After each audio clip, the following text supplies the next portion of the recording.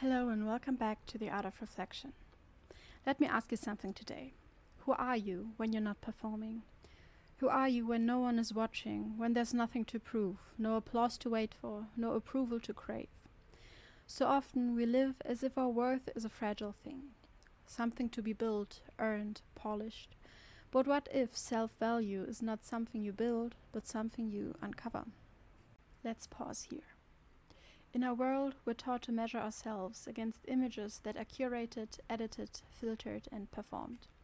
We scroll through thousands of faces and lives, each carrying a silent message. Be better, be more, be everything. Well, what does that do to our sense of worth? We begin to think self-betterment is about becoming an ideal, not about becoming whole. We begin to think confidence is about looking powerful, not about feeling anchored. And we begin to think self-value is something we need to deserve. But here's the truth. There's a power in you that remains even when your performance stops, even when you fail, even when you're doubting, crying, or lost. And today, I want to remind you of that. The Stoics believed that all external success is secondary to our inner excellence. Epictetus would ask, if everything was stripped away, your achievements, your titles, your money, what remains? Who remains? Marcus Aurelius wrote, "You have power over your mind, not outside events. Realize this, and you will find strength." This is not a cliché quote for a Pinterest board. It's a radical reorientation of life. Because if your mind is yours to command, then so is your confidence, your peace, your sense of self-value.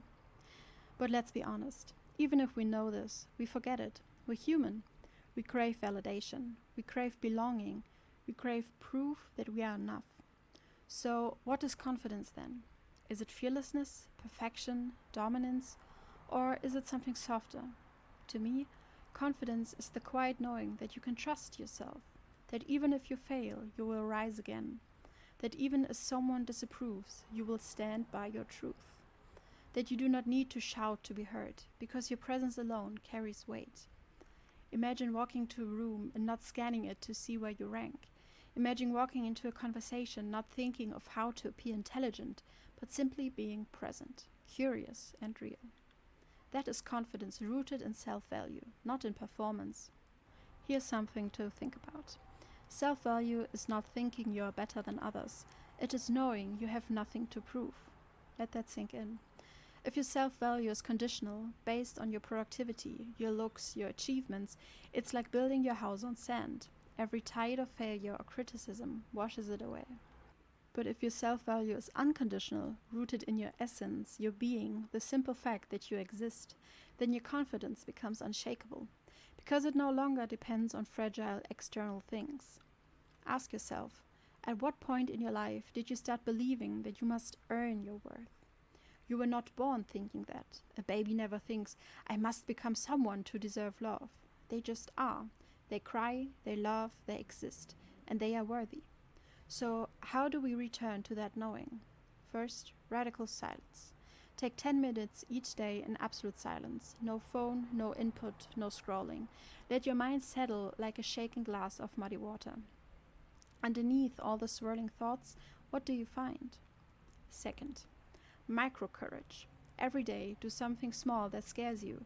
Tell someone you love them. Say no when you usually say yes. Admit you're wrong. Share your real opinion. Confidence grows not from giant leaps, but from 1,000 acts of quiet bravery. Third, a self-value audit. Write down all the ways you measure your worth. Your grades, your body, your status, your productivity. Now ask, are these standards external or internal?